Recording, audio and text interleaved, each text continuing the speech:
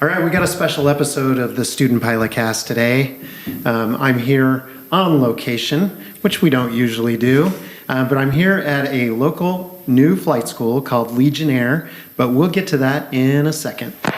Chandler Tower, Cherokee 4121 Tango is at Chandler Air Service. We have Zulu, and we'd like a south departure, please. What does it say to be an angel? Where does the sun go when it sleeps? Is every star that shines so... All right, guys. So, welcome to the Student Pilot Cast. Thanks. Thank you. Thanks for having us. So, I'm sitting here with Max and Carl and Matt. You guys want to introduce yourselves real quick? Yeah, my name's Matt. Locally from Arizona. Been flying for 4 years now and just really love aviation. I'm Carl. I'm from New York, Hudson Valley region. I've been flying for about 4 years now. I just got a position as a first officer in a regional airline. Awesome. My name is Max. I'm originally from Tillamook, Oregon, the land of cheese trees and ocean breeze. So it's been quite the transition moving down here and dealing with the heat, but I'm really enjoying the aviation community. It's pretty nice this time of year, though, right? Yeah, definitely. Cool. All right. So we're here because you guys just started a flight school a few months back, right? Oh, yeah. All right. So before we get into any of that, I want to ask you guys one at a time. Max, I'll start with you. Okay. Why aviation? Why'd you get into aviation? Yeah, definitely. Well, I grew up with an amazing pilot grandmother who ultimately raised me. So we spent a lot of time at the Tillamook Air Museum, just bumming around on the weekends, trying to catch rides and fancy old World War II warbirds. And that just sparked a passion in me. I ended up going off to school, taking a break from flying. And then once I graduated in 2020, I realized this is where I wanted to be. So I took the plunge and here I am. All right. Carl, what about you? All right, yeah. Silly story, but a fun story, right? So I went to college for music performance, jazz performance on the guitar. I was kind of like following what my dad was doing. And I ended up moving out to Texas for a while, and I was a part of the blues rock scene out there. And to make ends meet, I was an Uber driver, right? Because like my whole philosophy on life is just like try not to be behind a desk, right? Yeah. You know, I feel like that's right. Drive me sort of crazy. And, you know, a big part of like the Uber driving route would be in the mornings, right? 4 to 6 a.m., taking people to the airport. And so I'm driving into Austin International Airport, and I see, you know, just like a Boeing flying overhead, and it's coming in on approach. And I'm sitting there, and I'm thinking to myself, I'm like, bro, I could do that. I'm already doing that, right? I've got a couple guys in the back seat taking them to the airport. Might as well just like get in an airplane. So when the pandemic hit and it dropped the bottom out of the music industry, I was like, all right, sweet. It's time for a career change. So I went back home, did an intro flight, and I was like, this is one of the best things I've ever done, and started researching flight schools. Figured that probably Arizona was the place to be, and that's how I met these two guys, right? They were both, well, Max was, and Matt was my student for a hot second. That's how I originally met him, started flying out here, and, you know, it was definitely one of the best things I've ever done. Awesome. So you're basically wanting to be an Uber driver of the sky. Yeah, that was the entire intention. I was like, they probably get paid better, you know, like a little bit better than what I'm making. The app is better? The app is, oh man, dude, let me tell you about the app. The app is amazing. The app can follow you across the country. Nice. All right, Matt, what about you? For me, I'm the 4th generation pilot in my family, 5th current pilot, active pilot in the family. So aviation's just been part of my life growing up. And one day took a flight with my uncle, and he's like, you know, you should do this. And I was like, there's no way. I struggled through high school and thought aviation was just a hard thing to do. I'm not smart enough type thing. And then started flight training, and here I am today. Excellent. All right, so you had people in your family that were sort of mentors and things like that. Max, did you have anybody like that? Yeah, definitely. Your grandma, right? Yeah. So my grandmother and her father, before her, were both pilots. She's not current anymore, but I've always just carried her passion for flying and aviation with me. I remember being, I think, 10 years old and reading through her father's war diary, essentially, and just thinking, while it was horrible, the experiences that they were going through, how amazing it was to be in the air. Cool. All right. Well, you guys came to Arizona and you ended up meeting each other and then starting a flight school. How did that happen? Well, originally, we were at the big pilot mill, ATP, and Max and I ended up being in the same CFI class together. And we just kind of sat in the back and just kind of started talking to each other and BSing about aviation and trying to build our lesson plans together. And we just hit it off. And then, like Carl mentioned earlier, he was my CSI instructor. So I went up on a couple CFI proficiency flights with him and just ended up really jiving with his aura and everything. And we've just been friends ever since. Yeah, and I think that's one of those prime examples about how things just fall into place like they're supposed to. I remember that first day at CFI Academy at ATP. I'm not a real talkative guy, not very outgoing, but Matt just turned around and started talking to me. And from then on, we became study buddies. We worked through our lesson plans together. And then he met Carl, and somehow we all wound up working at the same flight school that wasn't ATP a little bit longer down the line. It just was miraculous, really. All right. And how did you meet him, Carl?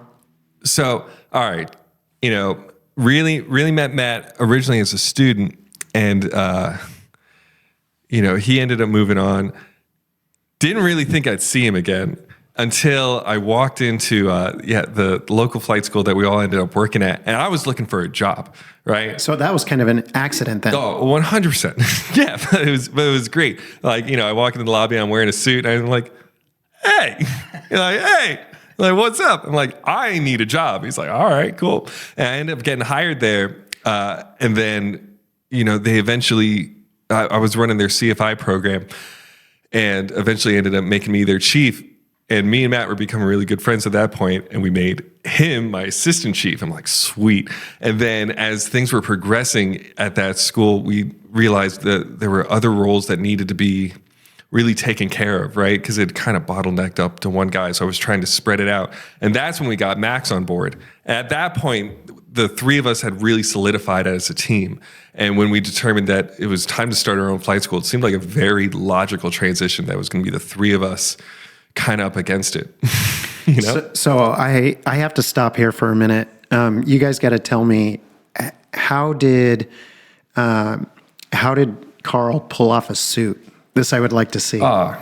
I missed out on it.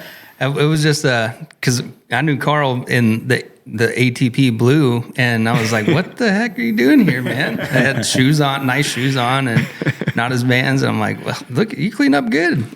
Yeah, so for listeners who don't know this, when I started my CFI training, Carl started me off. And I can't picture him in a suit. I'm having a hard time with that. Yeah, he came in the other day wearing his get up from and I was like, holy cow, man, you actually look good. Like, you clean up. Yeah. Mildly presentable, Nice. All right. So why start a flight school? Like, why not just keep working at other flight schools that are in the Valley? What is special about Legionnaire? What are you trying to do that's maybe a little bit different? Yeah, I think the main thing that all of us had in mind of what we wanted to do when we came up with this idea was just, we saw a bunch of the pros and we saw a bunch of the cons in every school that we had gone to and worked for and trained at. They just seemed like the transparency was a huge thing. There just wasn't enough transparency with the training aspects of it. And it was like, oh yeah, just come on, you're doing fine, you're doing fine. Well, we didn't really like that. So it was like, all right, well, how can we make this better? And then we were all sitting having a beer one night and let's just start our own school. Next thing you know, here Legionnaire is. Right, because like such a big deficiency that we're finding right now is people are they're glued to procedures. They're glued to things that they're like, they've been taught to do. It's like, this is just how I enter a traffic pattern. I'm like, yeah, but why? Right?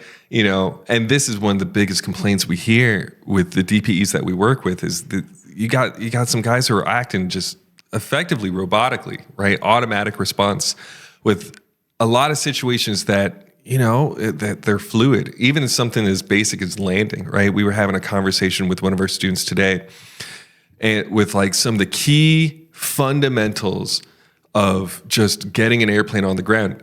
And as you know, like an airplane has to move forward in order to work, right? So it's all about elevator. Yeah, right. It's elevator effectiveness. So how do you make the elevator more effective if you're trying to keep the nose gear off the ground when you land? It's like, dude, you gotta go faster, right? You need the plane moving through the air. So you're either losing too much speed or you need something else to get the nose off the ground, which would just be adding power. And it's these types of things that we're really trying to get our students to think about so that when we put them up against a DPE, they're like, yeah, dude, this guy is an aviator. He's not just someone who met the requirements to legally pass a check ride. This guy is going to be good and safe. And, big picture, all of these guys are going to be flying around our friends and families for the right? That's mostly what pilot training nowadays is going to the airlines. So who do you want to make to put in that flight? Like put in that flight deck, because otherwise it could get really bad.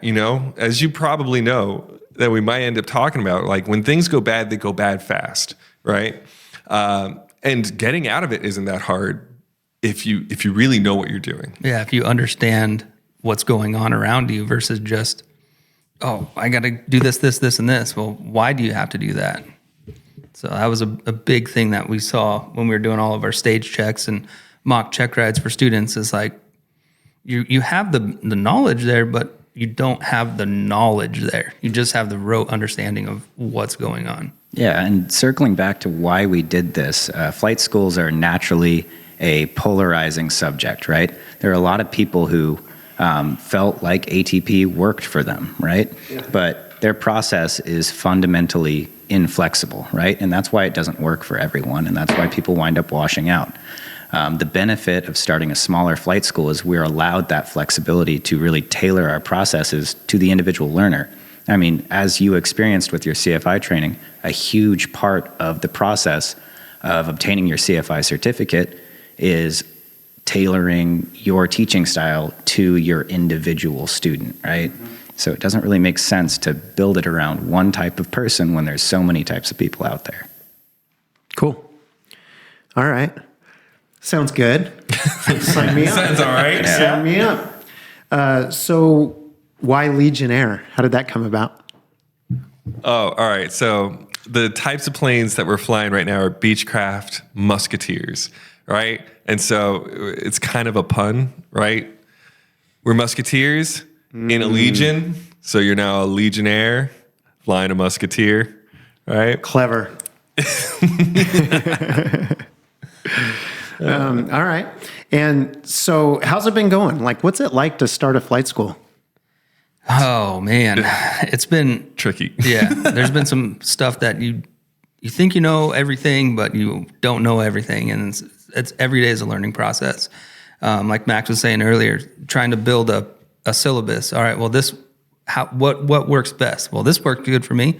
That works good for you. And then trying to incorporate that all from, let's just take all the good stuff and put it in there. And so it's like constantly remolding it until we get that perfect syllabus and plan, basically. Yeah. All right. Yeah, I don't know. It's tricky. Well, I mean, anything's tricky in the beginning, right? So it's kind of funny in the sense that the easiest part about starting your own flight school is flying, right? Yeah. Because then you go back to everything that you've been doing and you just know it so well. It's like, yeah, dude, the easiest parts about this is just being in a plane, right? I think for the three of us, the thing that we're finding is the most difficult part is just the business aspect of it, right? It's just all the daily stuff that you didn't really think about when you had the overhead provided for you, right? And now it's up to us to make all that stuff happen. Like finding DPEs, like what a bummer. Tell me about it. Yeah. Yeah. Okay. I can totally see that. So now that you're getting started, what's the best part about running your own flight school, and what's the worst part? It's definitely like the personal relationships that we have the opportunity to form. Our students are no longer molded into being just cash flow for someone else. I mean, we can actually spend the amount of time dedicated to our particular student, right? And we don't really have the same big brother oversight looking over our shoulder, forcing us to do things the way that they want things done, right? There's that flexibility once again. So what you're saying is basically you have a philosophy on how you want to do it, and by running your own, you're able to do it the way you want to do it. Yeah, definitely treat people like people, not like numbers. And like, all right, who was saying it? Was it your uncle? It was, or bringing up this comment that like, you get a lot, especially out in Phoenix, right? The majority of your cross-country flight training is to like 3 airports. Yeah. You know what I mean? And like, I can't stand that. oh, it's ridiculous. Yeah. You know what I mean? Like, yeah, sure. Okay. Marana from here is cross country. But if you only ever go there, do you like really understand how to do it? So like Max and I flew one of our students into Utah. You know what I mean? Utah and back, right? And that's something that we can do since we're in charge of, the operations of our aircraft now, right? As opposed to going to, whatever management and be like, please let me do this. Like, oh, it's too far, too much of a liability. It's like, dude, what do you mean liability? Like, I'm a pilot. I'm training this person to be a pilot. Crossing state borders is huge, right? Now you have to really think about things like fuel planning, weather patterns, change in pressure, all that different stuff that you're not going to get in such a localized area. Time zones. Yeah, time zones, Exactly, right? yeah. Who has time zones? It's all Zulu time, right? Oh, there you go, baby. Yeah. So this is a pet peeve of mine. Sure. I'm trying to, my son, my listeners know that my son Merrick is a private pilot. His plan has been to continue on, although he's in a bit of a slow point right now. A holding pattern. A holding pattern, there you go. But he was trying to build time, and he was doing these cross countries, and I'm going, bro, you've got to go other places. Like, this is not teaching you anything.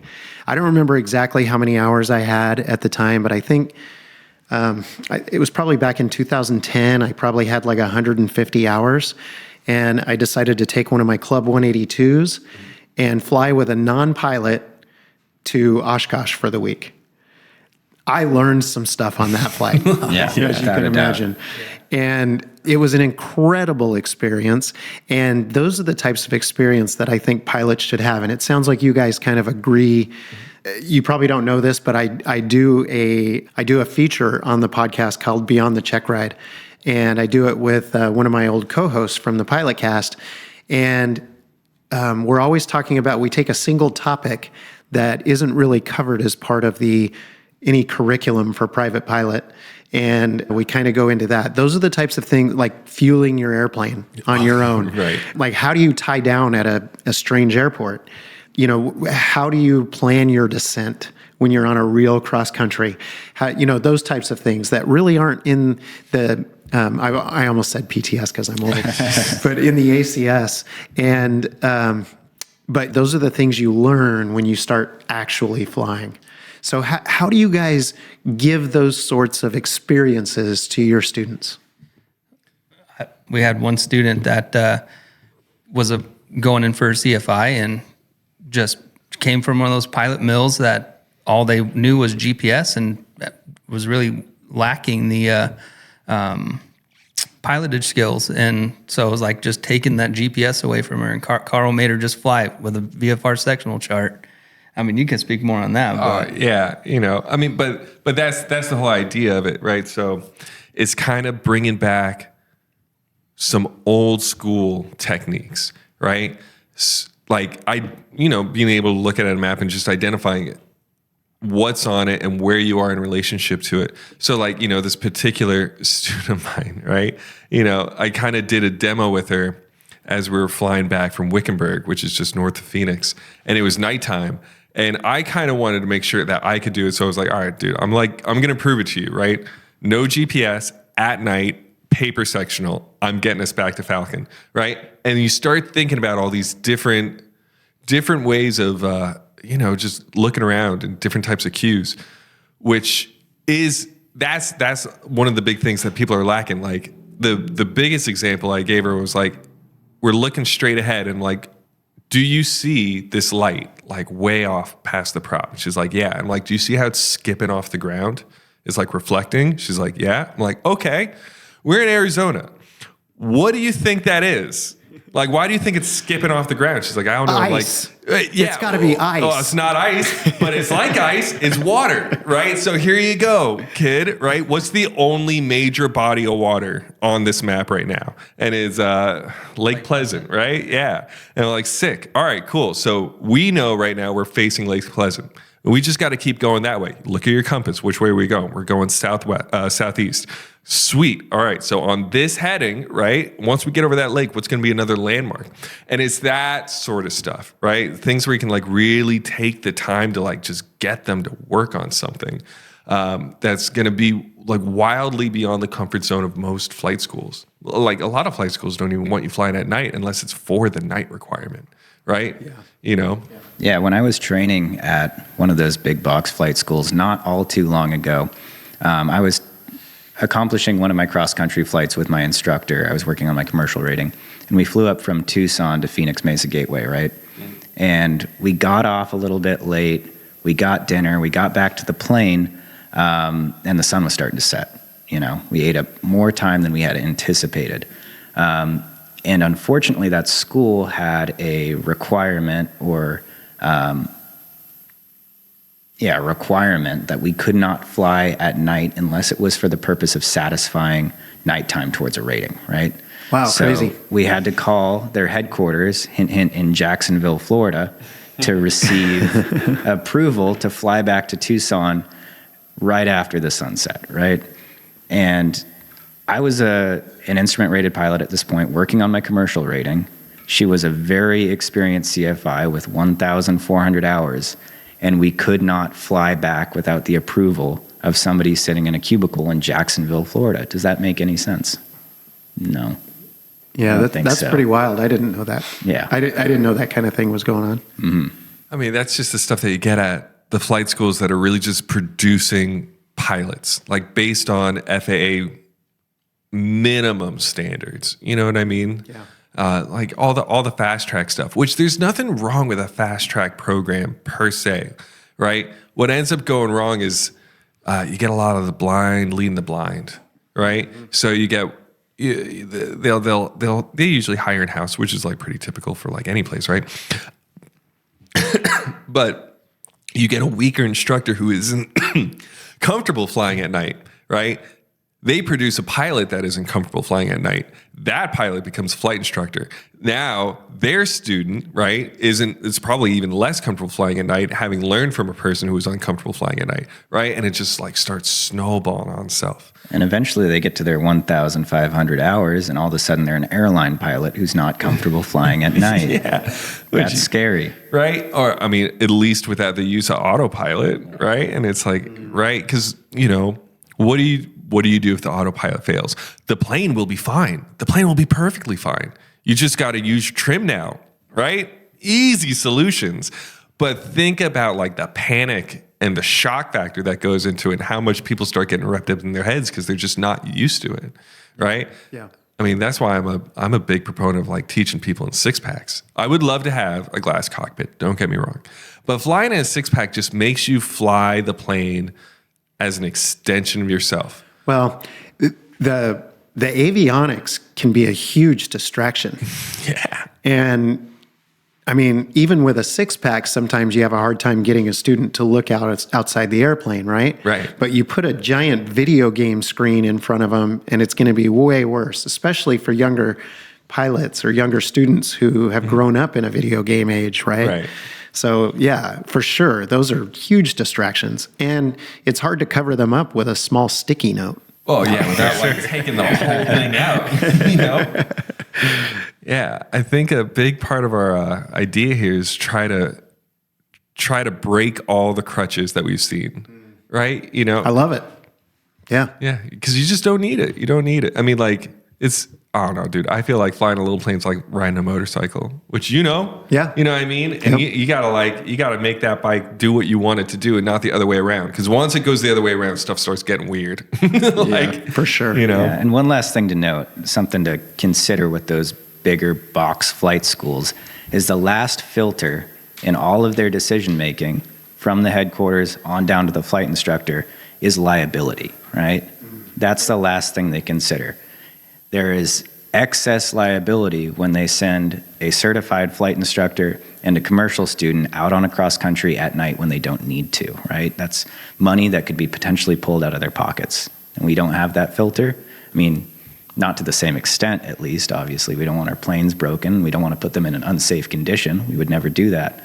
But there's necessity and there's excess risk consideration, right? Right. Just from like a purely monetary standpoint, like that's not what we're concerned about with our risk mitigation. It's like, yeah, dude, it's fine. We'll spend a little extra money to give you a really valuable experience, right? Like as best as we can. Yeah. You know what I mean? Right. Well, that's pretty cool because in my time, my 15 years in aviation, I've seen it change quite a bit. Back when I was doing my private, we did more of that, at least where I trained at Chandler Air Service back then.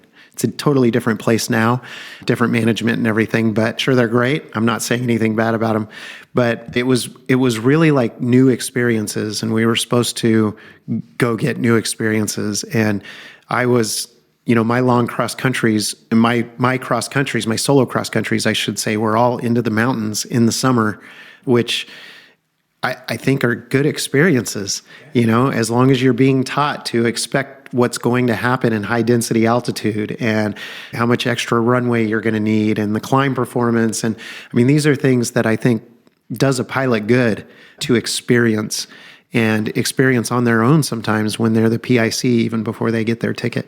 So I love that you guys are doing that. Most definitely. I don't think I really thought that I could fly an airplane until I left from Chandler and flew all the way to Dallas, solo in a single in the Musketeer in 80 Quebec. And I was like, once I landed there on a grass strip, never landed on a grass strip before, I was like, man, I actually just circumnavigated half the United States with a VOR. Yeah, exactly. And stuff that's kind of what we want to bring back into the training environment, is like what Carl was saying earlier, is just breaking those crutches and getting back to the nitty gritty of making a decision and being able to determine whether or not you're making the correct decision and how to perform that. All right, so let's get into some controversy, because most of your students are probably headed to the airlines. It seems to be a lot of the students learning to fly right now are not planning on going just into GA, but some are, but a lot are going to the airlines, right? How do you think this type of training, by changing your model, how do you think that's going to affect, positive or negative, pilots who end up in the airlines? And on the other side of that coin, how does training to the ACS and kind of, doing it the pilot mill way, if you will, how do you think that, contributes to the negative side of going to the airlines? Can you guys talk about that a little bit? Yeah, right. All right. So I think a major mindset of a lot of these students is going to the airlines. I'm going to be flying a super sophisticated automated plane, right? And like speaking from experience right now, like the main part of your job is just taxi, takeoff, and landing. Cool. Yeah. But they take that mindset with them into like their regular everyday training. I've got like one of my CFI students who want to bash my head against the wall. He's like, here, tell me about VORs. And he's like, give me like this like little spiel about it. He's like, but like realistically, I would just use a GPS. I'm like, yeah, dude, I get it, right? Yeah, you would realistically use a GPS, but we're not gonna. There's a very slim chance you would have to rely on a VOR, but you got to know how to do it, right? And you got to be able to know how to do it well. And figure it out if you have nothing, right? You know what I mean? Most people don't understand that GPS signals from the satellites are barely above the noise. These, there's these massive, like, solid state filters on these GPS to even get the signal out of the noise. Very easy to jam.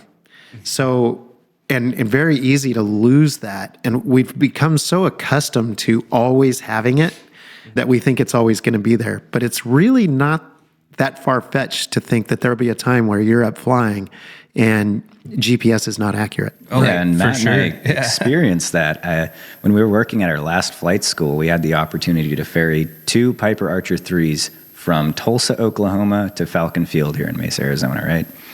And it was a very long flight to do in one day, and we had to do it in one day for reasons we'll probably get into later. But we were passing through West Texas near White Sands, and very hot military area, and they had jammed all of the GPSs. And we heard, what was it? ATP was like, they were telling them to do a departure, and they're like, well, I can't. And they were like, well, career track, you got to do this. You fly the VOR. And they're like, well, my GPS is out. And it's like, what the heck? And then when we landed in Deming, there were 2 other planes that landed in front of us, a Cirrus and a 182, I believe. And both of them grabbed their POHs and went into the boardroom. And I was like, I wonder what those guys are doing. So I went in there and talked to them for a second. And they're like, yeah, our GPSs weren't working. Our autopilot wouldn't work. And I just bought this plane. We're flying back to California, and now it's not working. And I'm like, yeah, it's not. You're not going to find anything in there. They jam GPSs over here in the White Sands all the time. And he's like, oh, I thought something was wrong with my airplane. Everyone's just so reliant on the new stuff. Okay, I rest my case. Right. Yeah. No, I mean, we're all on the same page for sure. And I think it's students are going in with the wrong attitude as a result, right? They're trying to make it to the stage where, like, you become a glorified button pusher, which, to be fair, to be like completely fair to like all the airline pilots out there, it's not all it is. Yeah. Like, you're there for the emergencies too. Well, yeah. But like, I mean, just remember this. Like, next time it's super bumpy coming into land, there is some poor 30-year-old guy sweating it out, like death gripping the controls, trying to hold the plane level. You know what I mean? Like, they're probably not taking the autopilot all the thing, right? Just like you were in flight school. Just like you were in flight school. Some things don't change, right? Right. And like, now the thing with the ACS is it's the FAA's way to try to standardize and present a template to be tested on, right? People are testing to the ACS. So what they're trying to do is they're trying to create every maneuver and every scenario based on a set of like given parameters, because that is the legal document that they're supposed to be tested on. And I think what we were alluding to earlier in the conversation is it is just preventing people from getting like a really good and genuine experience in a lot of ways, right? What is it for commercial? 100 hours across country? I think so. Right. Off the top of my head, I don't. Yeah, we should know that. I mean, but point being, right, is you can fulfill that by going very short, consistent distances, right? But it's not real cross country. You're legally required to do 300 nautical mile cross country, but that's it. You know what I mean? Like, how much do you really learn from doing anything once?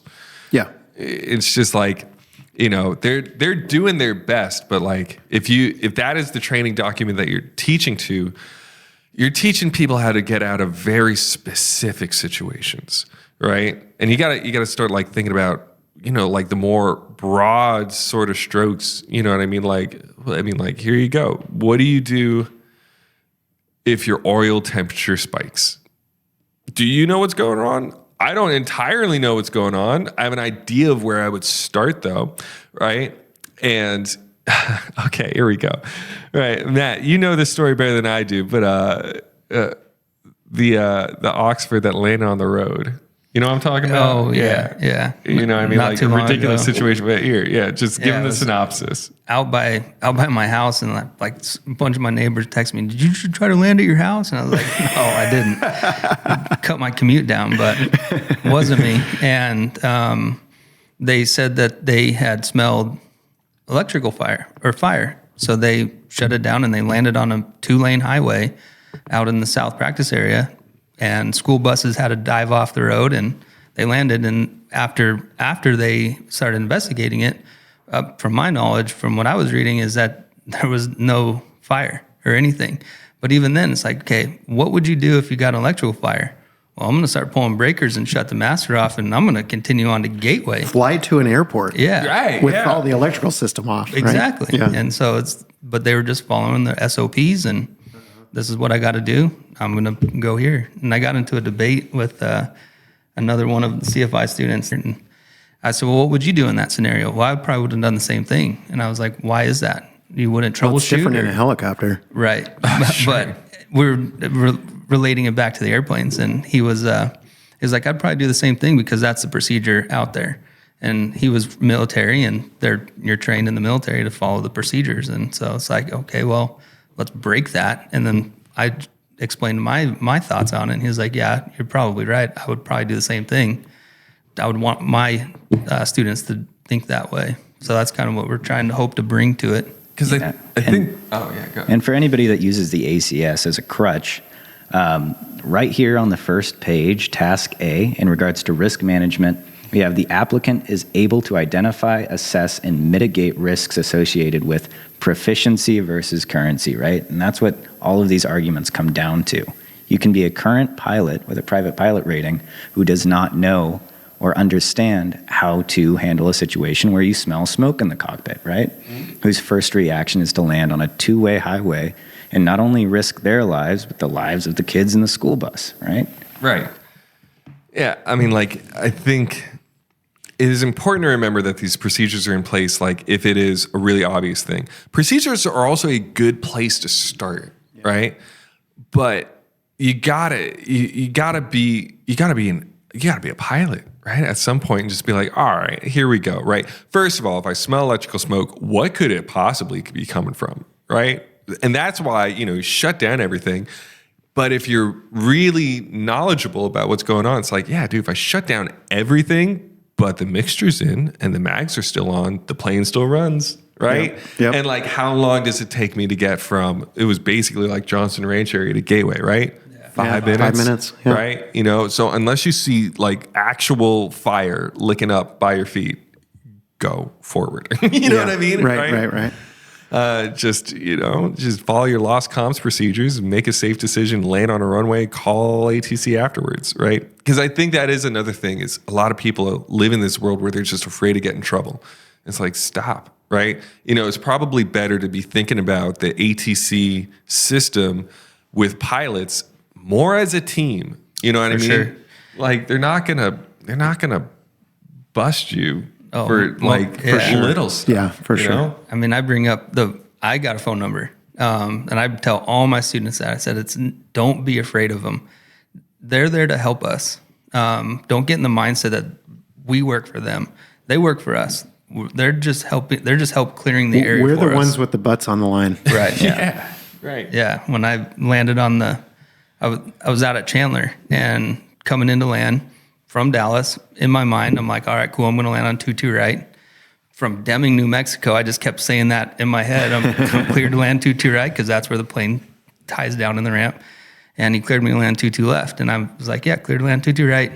And came in, landed. And he's like, hey, I got a phone number for you. And I was like, oh my gosh, yeah. My heart sunk. And I was like, I just lost my cert. Everything's done.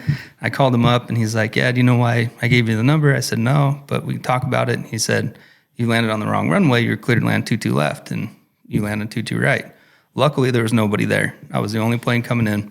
And we talked about it for a second. And I said, well, I'm pretty sure I said 22 right. And he said, well, let me check the tapes. And he came back and he said, yeah, we both missed it. So it's a learning experience. And that's what the FAA really, at the end of the day, wants you to. Right. Is don't be afraid to make a mistake because you got to learn from it. Yep. Yeah. All right, cool. So we've already talked a little bit about it, but you guys know I just am a brand new CFI. Woohoo! Congratulations. Thank you. So what are some of the things I can look forward to? Give me some of your best instructor or when you were a student stories. I got bunch. All right. Here we go. And we'll leave names out to protect the innocent or the guilty. All right, here we go. I'll tell you the quick story of how I ended up working with these guys at our 61 school. My departure from ATP, awesome. It was awesome, right? So I went a little too hard on a maneuver. So unusual attitudes. I think I've told you the story, Pat, right? I do remember. The short and simple of it was, it was when I was working as a CFI instructor, right? Teaching people to be CFIs at ATP. And, I wanted to give someone a genuine shock factor because it happens from time to time. I've been unintentionally spun by a student, and that's a genuine shock factor. You're like, oh, okay, here we go. We're in a situation. And so, one thing that, I don't know if I've told you, but just remember your students are incredibly literal, right? So you have to speak in an incredibly literal way. And I was demonstrating that with this guy, and I was like, all right, cool. Show me how to trim the plane. And he's like, okay. So I'm like, all right, so what's the idea, right? Like the plane feels like it's the plane feels like it's starting to pitch up. What do I do? He's like, oh, you just like, oh, no. Yeah. The plane feels like it's pitching down. He's like, yeah, so give it some up trim. Now we're in a Cessna 172. The trim wheel, right? If you spin it from the floor up, it's nose down trim, right? And so I'm like, I'm going to be a little silly guy. Okay, sure. I'll give it some up trim, right? And so I spin the wheel up, and I know he's not looking at me. So I'm like, sick. So this is another good, you got to monitor your student. You got to And you were sort of acting as the student, right? Yeah. Okay. I was just playing around, right? Pretending to be the student. Which, PSA to all flight instructors out there, right? You gotta watch everything your student does, no matter their experience level, right? The guy who spun me was a commercial student on his commercial mock truck ride, right? Full on spin. Dope. Anyway, so this kid, I started spinning the trim wheel up, and I'm like, all right, cool. Now I'm holding the plane level, and I'm doing a pretty good job because we're straight and level, right? You had been going to the gym, so you were ripped, just absolutely juiced up. And I turned to him, like, all right, so how do I know when the plane's trimmed out? He's like, well, you should be able to let go of the yoke, and the plane will stay where it is. I'm like, oh, cool. So I did, right? And the plane proceeds to go into an incredibly dramatic nosedive, just bam, right, straight down. And, his eyes go wide, and I just get this giant grin, and we pull up, and, he's like, oh, man, that was crazy. And I was like, oh, yeah. And we went negative G's, and I looked in the back, and there's a huge crack in the window. I'm like, oh, right? Because in the dive, everything that was on the ground went to the ceiling, including the chocks in the back of the airplane, right? Yes. Which... big learning experience for me, right? Obviously, don't do that. Or tie everything down. That's the real thing, right? Because if I just secured everything in the aircraft, I probably wouldn't have lost my job. But then I would have never really linked up with these guys. So I'm like, yeah, okay, I'm kind of happy I did that. In the long run. For all those future Legionnaire students here, we do have cargo nets in the baggage compartment of the Musketeers. And we learned from previous mistakes. Hey, that's what it's all about, right? Yeah, it's a learning experience. It's always learning, always learning. Awesome. Anybody else got a good story they want to tell? I got one just from being a student. So I got my license and then never thought I would do anything in the aviation industry. Just wanted to be a pilot because my whole family was pilots. That's how I started too. And then here I am a CFI. Yeah, right. And so got the idea one day to go to flight school and went to ATP and loved my instructor. We still talk all the time. She's now flying for airlines. And so we still have a really good relationship, but it was on one of my instrument flights, one of my first flights with her. And I had about 260 hours at the time because I did a lot of just flying on my own. And I was her first student. And we got done after the flight, and she was very upset with me and got out of the plane and got her stuff and looked at me, and she goes, "You're a phenomenal stick and rudder, but you're a shitty pilot. And flipped her hair at me and walked away.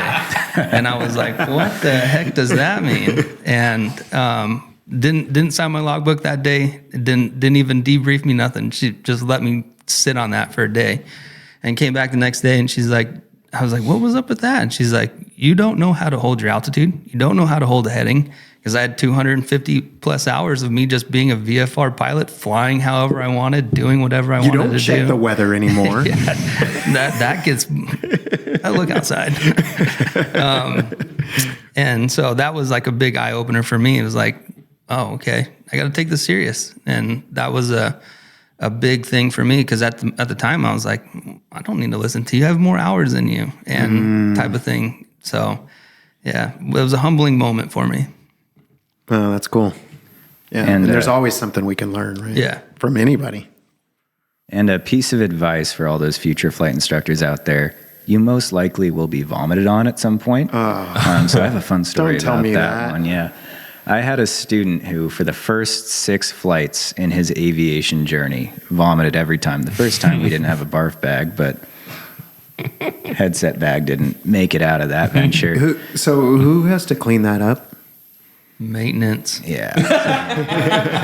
We taxied back in, and after that first flight, he had gotten most of it out of the little 5x5 window on the side of the Piper Cherokee, and painted a nice racing stripe down it. And we were taxiing in, and the flight school that I worked at the time had a really, really great ramp guy. And I could just see his face drop as we rolled in. We got out of the plane, and I insisted that he let my student and I clean it up, but he was more insistent than I was that he had to clean it because it was his job. He was one of those very literal folks out there. But, later on down the line, after that had happened a few times, we got to the point where I had to sit down with the student and say, hey, man, this isn't going to work for you. This isn't going to be a career for you if you can't hold your lunch in for a 1.5 hour flight, right? Next lesson, we're going up. I'm doing all of the flying, and we're going to do commercial maneuvers. We're going to do lazy eights, steep turns, 55-degree bank. Wait. He was a commercial pilot? No, he was a private pilot. But This was my plan, right? So we go up, we do all this stuff. He's completely fine the whole flight. Never comes back. So I don't know if I had, happened upon an ingenious idea and fixed this guy's permanent motion sickness or what, but he never threw up again. And what do you think did it? I pushed him past his limits, right? You were doing maneuvers that you hadn't done before. You're doing maneuvers that got you more up and down. Yeah, okay. Exactly. All right. Right. I mean, Probably an anxiety puke. Because that's what a lot of students just come in and they just so anxious and, oh man, what do I got to do? And I know I had one that on his first flight did the same thing, and I was like, oh my gosh, don't do this. I think in terms of that, as you get your first student, like if you get a 0 time student, try to take him up like early in the morning or kind of in the evening, especially when like the air's smooth. When it's smooth, yeah. But what you got to remember in the beginning, because motion sickness is just really it's a fight between what you are visually seeing and what your body's feeling. So when you're a new person in a new airplane, at some point you're gonna feel sick, and then it comes down to you how well you can hold it in. But doing things like what Max was doing, which helps fix their sight picture of like what they're feeling and what they're seeing. Once your brain starts to rectify what it is, the motion sickness goes away. Yeah. Right. And so just doing some easy stuff in the beginning.